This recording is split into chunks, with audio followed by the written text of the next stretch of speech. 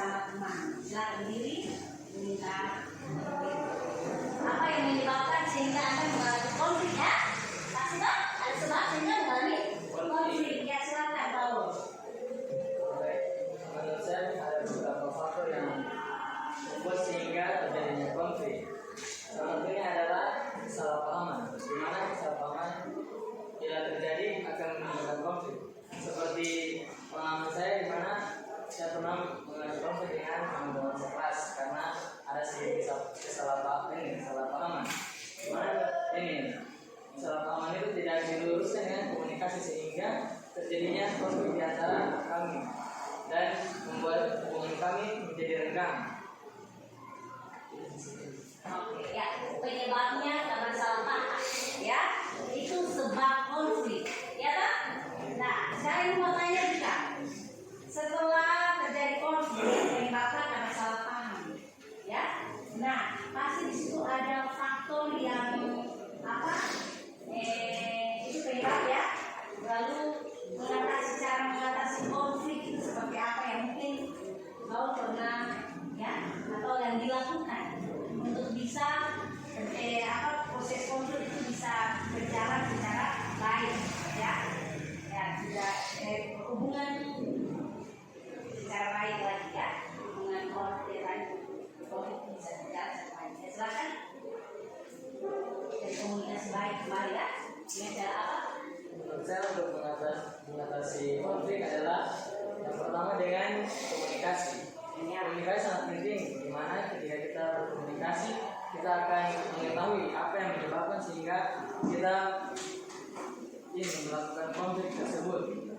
Tetapi selain komunikasi juga yang paling penting juga adalah rendah hati, di mana ketika kedua belah pihak tidak ada yang mengaku salah atau tetap mempertahankan ego, konflik itu tidak akan selesai. Jadi kunci yang paling utama adalah rendah hati dan komunikasi. Ketika kita komunikasi dengan baik, pasti kita sudah rendah hati karena kita sudah memberikan diri kita untuk rendah hati dan menyelesaikannya secara dingin dan tidak menggunakan kekerasan.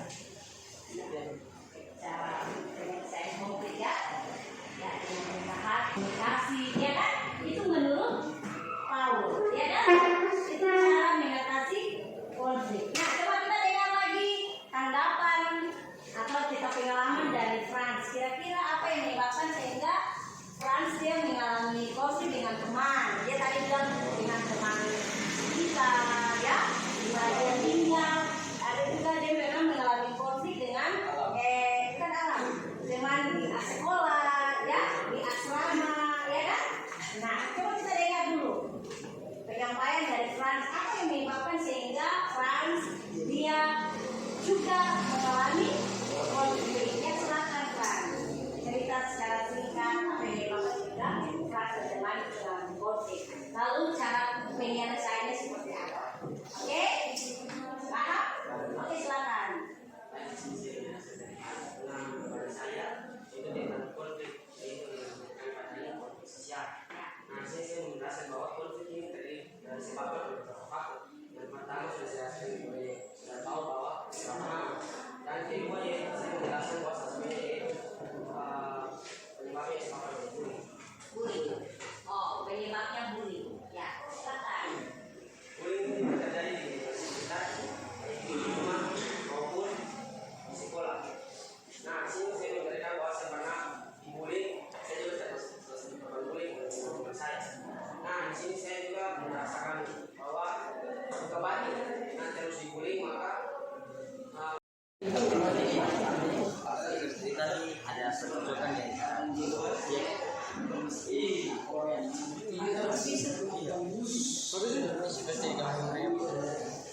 Ya, jadi cara pencegahan ya. Cari masalah, cara pencegahannya seperti apa? Solusi. Ya, jadi kamu siap untuk menganalisis konflik. Masalahnya apa? Analisis konflik itu ya, menganalisis konflik yang terjadi. Oke. Silakan kerja kelompok 3 ya. Ketuanya siapa? Kelompok 2 ketua siapa? Oke, Apit yang mana? Oke, ketua, moderator. Tunjuk itu yang baik. Mana? Oke, Tofi siap jadi moderator. Baik. Masalah yang diangkat apa? Di sini ada beberapa masalah. Silakan. Satu itu tawuran sekolah dengan pelanggaran HAM. Pelanggaran HAM. Oke, baik.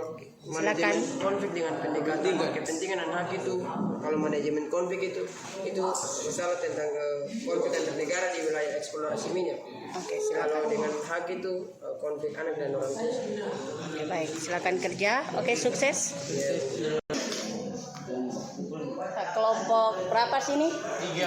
Oke, kelompok ketiga ketuanya siapa? Jolen, Ya. Moderator? saya sendiri. Oke, Rumah Tora, moderator. Ya, Ibu mau tanya seputar masalah yang kamu angkat, kelompok terkait apa?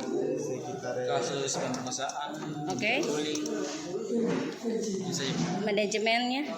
belum sebentar miring. Oke, secepatnya ya. Oke, sukses buat semua. Ya. Baik, kelompok 1 ya. Ya, Ibu mau tanya dulu. Ketua kelompoknya siapa? Adrian, moderator. Oke, Daniel Benamen. Ibu mau cek saja masalah yang kamu angkat seputar apa? Bullying, kasus bullying. Dengan apa lagi? Ada 2 kasus, satu kan untuk manajemen konflik. Hah? Kekerasan fisik. Oke, baik. Sukses semua. Silakan kerja, lanjutkan. Waktunya lagi 5 menit. Anda maju untuk presentasi awal. Oke, silakan. Terima kasih. Ya, materi tentang resolusi konflik di sini yang nanti sebentar akan didiskusikan bersama oleh 3 kelompok yang bergabung dalam siswa kelas 11-1. Ya, di sini saya berikan tugas mencari berbagai masalah sosial yang ada di masyarakat, masalah konflik, dan bagaimana resolusinya, cara penyelesaian.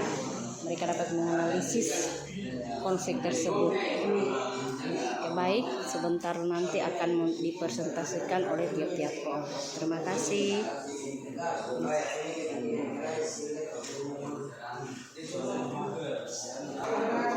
Oke, baik, mohon perhatian untuk tiap-tiap kelompok yang sudah siap untuk maju mempresentasikan hasil kerjanya. Yang pertama yaitu kelompok 2 ya. Ya, ketua kelompok tolong maju dan moderator silakan. Ya. Ya, ini kelompok 2 yang pertama mempresentasikan hasil kerjanya. Silakan.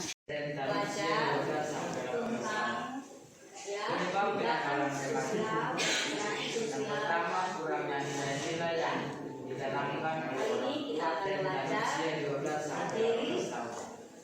Penyebab kenakalan remaja. Yang kedua, kurangnya nilai-nilai yang ditanamkan oleh orang tua dan usia 12 sampai 18 tahun. Penyebab kenakalan kurangnya nilai-nilai yang ditanamkan oleh orang tua dan usia 12 sampai 18 tahun.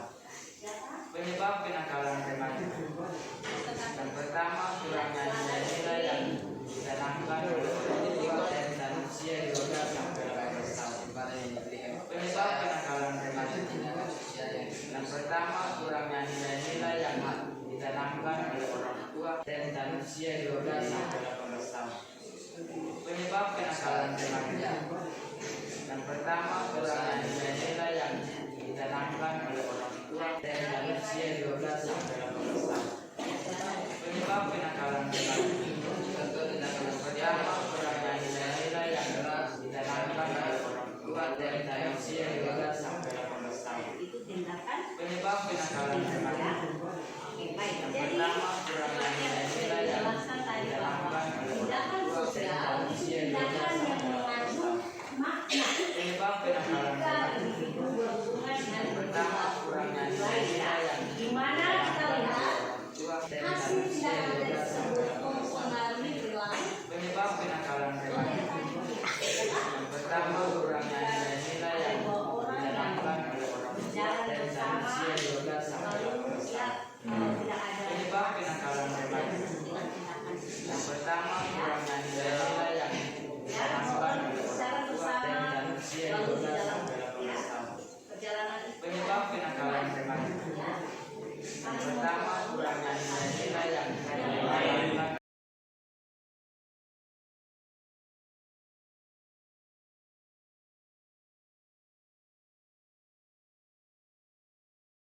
kurikulum di SMA Seminar Santo Yudas Tadeusz Langgur, sekaligus sebagai rekan kerja dari Ibu Carolina Madubun.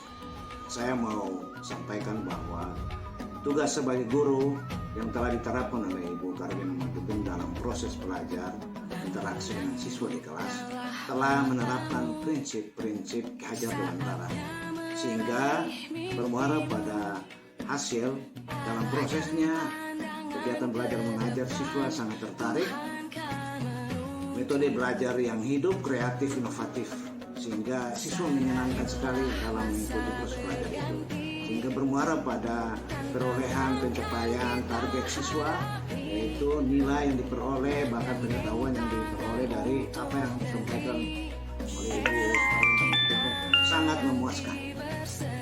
Sekiranya ini menjadi referensi untuk kegiatan-kegiatan berikutnya dari Ibu Carolina. Sekian dan terima kasih. Salam. Terima kasih atas kesempatan yang diberikan. Perkenalkan, nama saya Ignatius Kobo.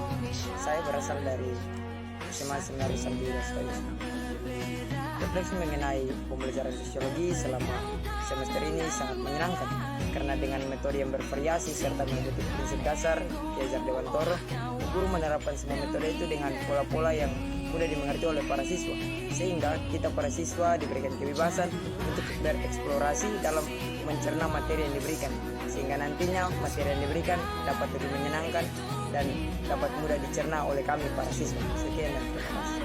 Terima kasih. Perkenalkan, nama saya Marwan Bulu, asal sekolah saya dari SMA Santo Yudas Langgur.